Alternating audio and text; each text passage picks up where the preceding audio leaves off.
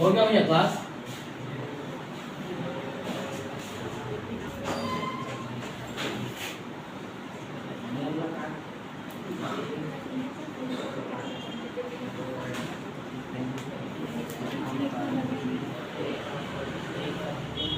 ठीक है, function of operating system और टाइप्स ऑफ ऑपरेटिंग सिस्टम हम यहाँ पे देखेंगे। क्लियर है? फंक्शन ऑफ ऑपरेटिंग सिस्टम और टाइप्स ऑफ ऑपरेटिंग सिस्टम में, ठीक है, एक एक पॉइंट को क्लियर करेंगे कि क्या मतलब क्या क्या फंक्शन है और क्या क्या उसका टाइप है। ठीक है,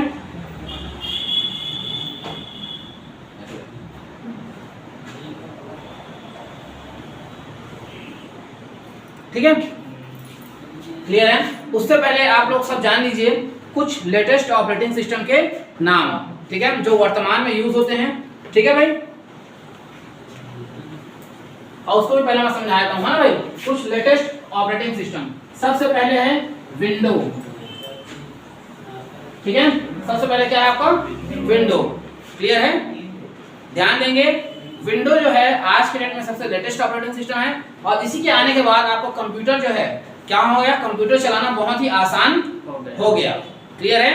अगर ये नहीं था, इससे पहले हर काम को करने के लिए आपको टाइप करना पड़ता था। जैसे एक फाइल ओपन करना है तो फाइल, ठीक है, ओपन फाइल सत्या, तो सत्या की स्पेलिंग में अगर मान लो एक में मिस्टेक हो गया तो वो फाइल ओपन नहीं होता था, इसलिए यूजर को बहुत दिक्कत होता था। ठीक है, पर विंडो जब आया तो जो टाइपिंग सिस्टम खत्म हो गया, सारा चीज आइकॉन बेस्ड हो गया। मतलब पहले जो होता था उसको कमांड यूजर इंटरफेस बोलते थे, और अभी जब विंडो के आने के बाद ग्राफिकल यूजर इंटरफेस हो गया। ग्राफिकल यूजर इंटरफेस मतलब हर काम को आपको क्या करना पड़ेगा, ग्राफिक्स को टच करके करना पड़ेगा, ग्राफिक्स को टच करके। क्लियर है? इससे आपका काम क्या हो गया, बहुत आसान हो गया। आप ग्राफिक्स को टच करते जाइए और क्या होने लगा, सब खुलने लगा। तो आप देखो आज के डेट में सब लोग कंप्यूटर यूज कर रहे नहीं कर रहे हैं। इवन आप देख सकते हो कई बैंक में जो कर्मचारी रिटायरमेंट के कगार पे हैं, वो लोग भी बढ़िया कंप्यूटर ऑपरेट करते हैं। ठीक है, क्योंकि उनको ग्राफिकल यूजर इंटरफेस से सिखाया गया है। क्लियर है? तो ये है हमारा विंडो। इसके बाद इससे पहले था आपका डॉस। ठीक है, डिस्क ऑपरेटिंग सिस्टम। क्लियर है? Disk operating system. क्लियर है? डिस्क ऑपरेटिंग सिस्टम जो है ये बहुत ही क्या है, यूजफुल ऑपरेटिंग सिस्टम है, कमांड बेस्ड ऑपरेटिंग सिस्टम है। क्लियर है? और अभी आपके विंडो में भी कमांड प्रॉम्प्ट करके आप टाइप करेंगे ना तो आप डिस्क ऑपरेटिंग सिस्टम से काम कर सकते हैं।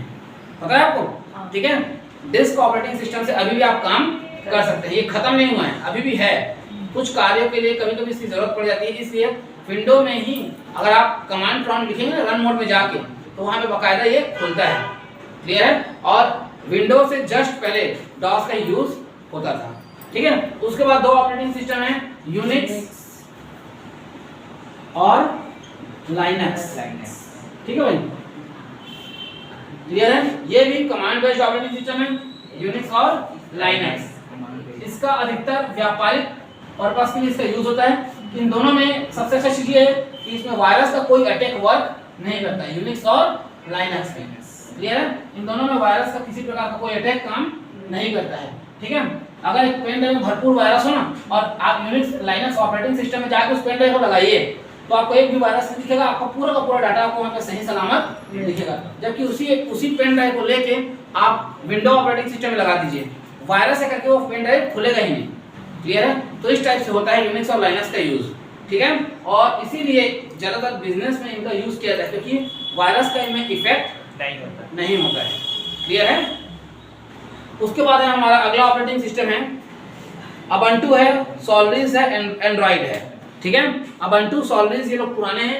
ठीक है, अबंटू का अभी भी यूज होता है, याद रखिएगा ना। जैसे ठीक है,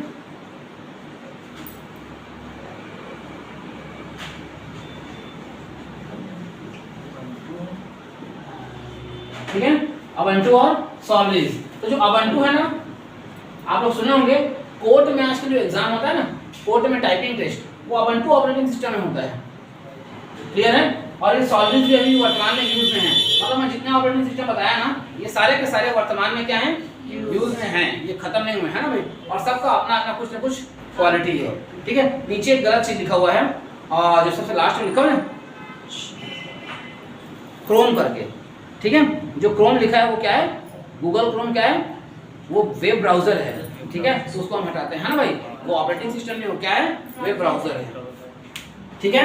आगे चलें, अब इसके बाद देखते हैं हम functions of operating system. Clear है, तो हम पहले उसको लिखेंगे, उसके बाद फिर क्या करेंगे,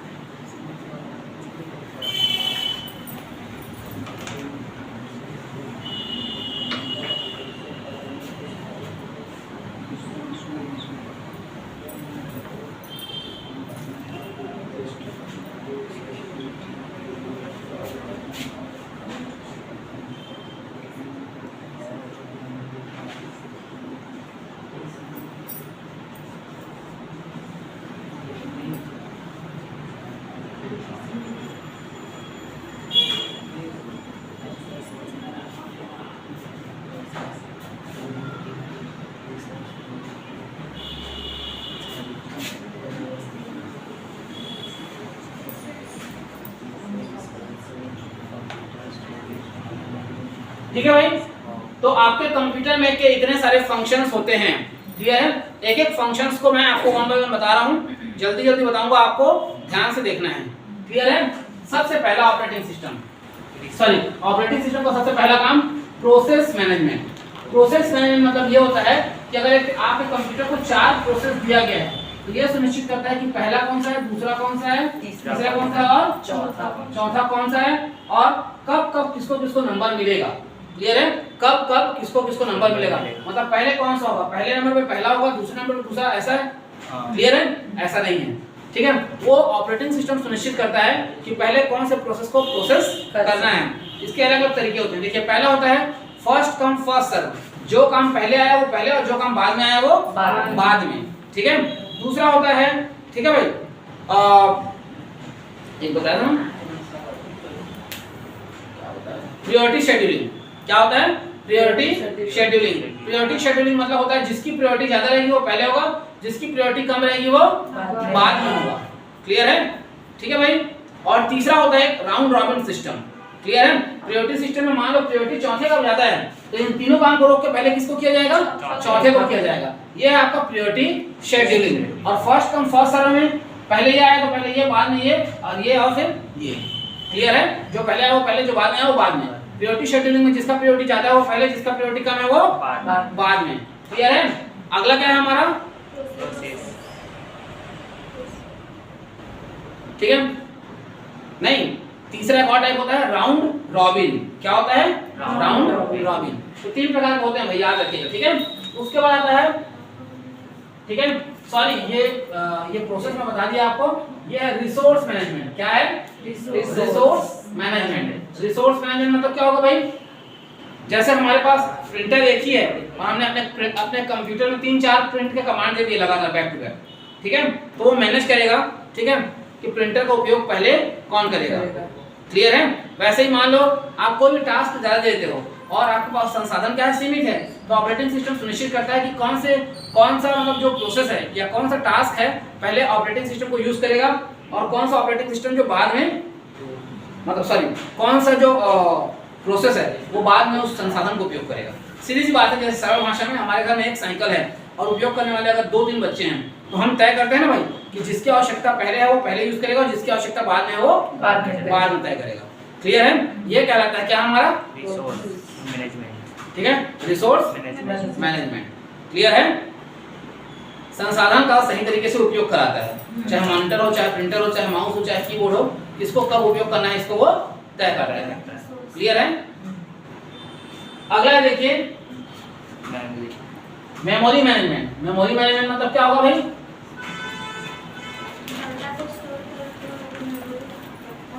ठीक है, क्या करता है ये तय करता है कि डाटा को रैम में डालना है ठीक है, या रोम में, क्योंकि अगर यूजर कहता है कि मुझे इसमें काम करना है तो वो डाटा को भेज देगा रैम के पास, और बोलता है कि मुझे सेव करना है तो किसके पास भेज देगा, रोम के पास। इसके साथ साथ हमारे पास और भी मेमोरी होते हैं। मैं बताया था कि रैम के पास एक फास्ट मेमोरी होता है,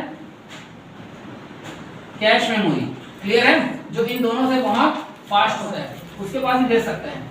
इस कैश से ज्यादा फास्ट होता है रजिस्टर, डाटा को जरूरत पड़ने पर उसके पास भी भेजा जा सकता है। ये कैश और रजिस्टर अभी आपको पढ़ाया नहीं गया है, आगे मैं इसके बारे में बताऊंगा, है ना भाई। ये बहुत ही फास्ट मेमोरी होता है, रैम रोम से भी ज्यादा फास्ट होता है कैश और रजिस्टर, क्लियर है। तो जिसके पास आवश्यकता है उसके पास भेजता है आपका कौन, ठीक है, ऑपरेटिंग सिस्टम उसके पास भेजता है, क्लियर है। उसके बाद क्या है हमारा कंप्यूटर सिक्योरिटी। अभी मैं आप लोगों को कुछ समय पहले बताया था जब आपको एंटीवायरस पढ़ा रहा था, तो ठीक है, कि आपके कंप्यूटर में जब ऑपरेटिंग सिस्टम को डाला जाता है तो बाय डिफॉल्ट एक ऑपरेटिंग सिस्टम एक एंटीवायरस इंस्टॉल हो जाता है, क्लियर है। एक एंटीवायरस क्या हो जाता है, इंस्टॉल हो जाता है, क्लियर है। और वो आपके कंप्यूटर में किसी प्रकार के वायरस को खोज के आपको बताता है कि आपके कंप्यूटर में ये वायरस है, क्लियर है। तो ये सिक्योरिटी का भी काम करता है, ठीक है। साथ में देखिए यहाँ पे स्टोरेज आ गया, ठीक है, स्टोरेज अरेंजमेंट, ठीक है, जो बताया था याद है आपको। डिस्क का क्या करना, स्कैनिंग करना, डिस्क क्लीन अप करना, इन सारे काम को कौन मैनेज करता है, आपका स्टोरेज, ठीक है, स्टोरेज। और कहीं ना कहीं वो ऑपरेटिंग से कनेक्टेड है ना भाई। तो कितना जगह, जैसे मान लीजिए ये स्टोरेज है तो कितना यूज हो रहा है और कितना खाली है, ठीक है। और जरूरत पड़ने पर डिस्क डिफ्रेगमेंटेशन भी करता है, आपको पता है ना भाई, कि जहां पे डाटा क्या है अरेंज नहीं है प्रॉपर, उसको अरेंज करके उस जगह को फ्री करता है ताकि और डाटा को स्टोर किया जा सके, क्लियर है। फाइल मैनेजमेंट, फाइल मैनेजमेंट मतलब, ठीक है भाई, याद होगा कंप्यूटर में कई सारे ड्राइव रहते हैं, ठीक है, तो कौन से फाइल को कौन से ड्राइव में सेट करना है, ठीक है, डाउनलोड में डालना है, डॉक्यूमेंट में डालना है, सी ड्राइव में डालना है, डी ड्राइव में डालना है, इस चीज को तय करता है कौन, आपका फाइल, ठीक है। फाइल नहीं भाई, ऑपरेटिंग सिस्टम, ठीक है, फाइल को मैनेज करता है, क्लियर है। उसके बाद डिवाइस मैनेजमेंट, डिवाइस मैनेजमेंट मतलब डिवाइस को यूज करने लायक बनाता है, क्लियर है। जैसे आप अपने कंप्यूटर में स्पीकर तो जोड़ लिए और अगर आपने क्या नहीं किया, डाला है उसको साथ, उसका ड्राइवर सॉफ्टवेयर नहीं डाला है, तो आपका ऑपरेटिंग सिस्टम कहेगा कि कृपया इसका ड्राइवर सॉफ्टवेयर डालें। जब आप ड्राइवर सॉफ्टवेयर डालेंगे तो ड्राइवर सॉफ्टवेयर और कंप्यूटर में जो लगा हुआ स्पीकर, एक हार्डवेयर है, उन दोनों को क्या करता है, आपस में कनेक्ट करता है। और जब उसके बाद आप किसी सॉन्ग को प्ले करेंगे तो वहां से फिर साउंड जनरेट होगा। तो इन सारी चीजों को मैनेज करता है कौन, ऑपरेटिंग सिस्टम, ठीक है। बैकअप, बैकअप आप किसी भी फाइल का बैकअप करना चाहेंगे, बैकअप मतलब उसकी एक कॉपी बनाना चाहेंगे तो वो सुविधा भी देता है कौन, आपका ऑपरेटिंग सिस्टम। और भविष्य में मान लीजिए आपका डाटा क्रैश हो गया तो आपको यूज करने की सुविधा देगा, क्लियर है। लास्ट में बूटिंग, मोस्ट इंपॉर्टेंट काम, आपके कंप्यूटर को क्या करता है, आपके कंप्यूटर को ऑन करके देता है आपको, है ना भाई। जैसे आप लोग यहाँ आते हैं ना, पावर बटन दबाते हैं तो 1 सेकंड का समय लगता है ना थोड़ा सा ऑन होने में, ऑन होने के बाद कम से कम 1 मिनट आपको वेट करना पड़ता है, फिर आपको डेस्कटॉप दिखाई देता है, क्लियर है। तो उस बूटिंग में पूरा फाइल को अपलोड करना पड़ता है कंप्यूटर में, तब जाके आपका कंप्यूटर उस डेस्कटॉप को दिखाता है। तो ये पूरा काम होता है किससे, ठीक है, ऑपरेटिंग सिस्टम से, क्लियर है, याद रहेगा। और लास्ट में इसी में और है, बूटिंग में एक काम होता है जिसको बोलते हैं POST, power on self test. इसको याद रखिएगा, जब भी आप बूटिंग करते हैं कंप्यूटर को तो एक टास्क होता है power on self test, clear है। जैसे ही आप पावर बटन दबाते हैं ना तो एक लाइट जलता है, वहां पे जलेगा बुझ जाएगा, कीबोर्ड में एक लाइट जलेगा बुझ जाएगा, ठीक है, माउस में भी जलेगा और बुझ जाएगा, क्लियर है। मतलब हर पार्ट्स को चेक करता है कि ये सही है या नहीं। पावर ऑन सेल्फ टेस्ट मतलब पावर दबाने के बाद हर एक डिवाइस को टेस्ट करता है कि ये सही है या नहीं है, power on self test, clear है। ये है हमारे क्या functions of operating system, clear है। हमारे पास समय का थोड़ा कमी है तो बाकी को कल देखेंगे, ठीक है। अब हम प्रैक्टिकल को थोड़ा स्टार्ट करते हैं, ठीक है। इसको ऑफ कर दीजिएगा।